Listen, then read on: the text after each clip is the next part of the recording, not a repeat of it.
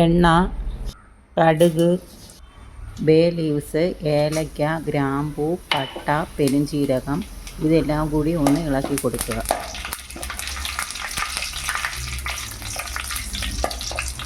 ഇഞ്ചി, വെളുത്തുള്ളി, വറ്റൽമുളകും ചേർത്ത് ഒന്ന് ഇളക്കി കൊടുക്കുക.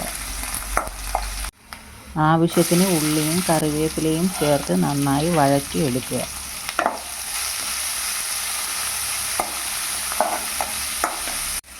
ശേഷം ഉരുളക്കിഴങ്ങും കൂടി ചേർത്ത് നന്നായി വഴറ്റിയെടുക്കുക.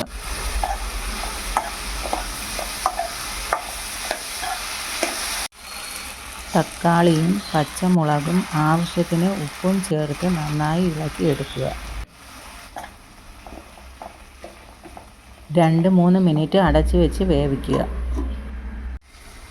മഞ്ഞൾപ്പൊടി, കാശ്മീരി മുളക് പൊടി, മല്ലിപ്പൊടി, മുളക് പൊടി, കറി മസാലയും കൂടി ചേർത്ത് നന്നായി ഇളക്കി മൂപ്പിച്ചെടുക്കുക.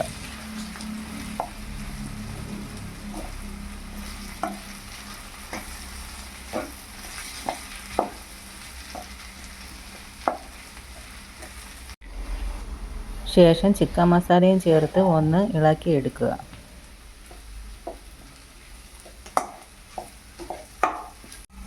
ഈ രീതിയിലാകുമ്പോൾ തേങ്ങാപ്പാൽ കൂടി ചേർത്ത് കൊടുത്ത് നന്നായി ഇളക്കിയെടുക്കുക.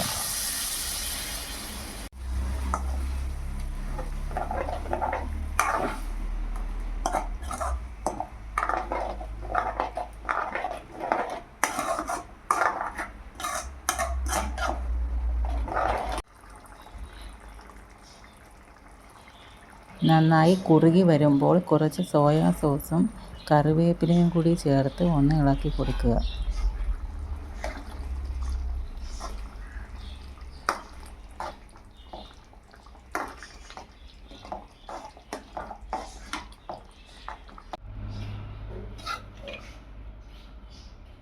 അടിപൊളി രുചിയിൽ തേങ്ങാപ്പാൽ കുറുക്കിയ ഉരുളൻകിഴങ്ങ് കറി റെഡി.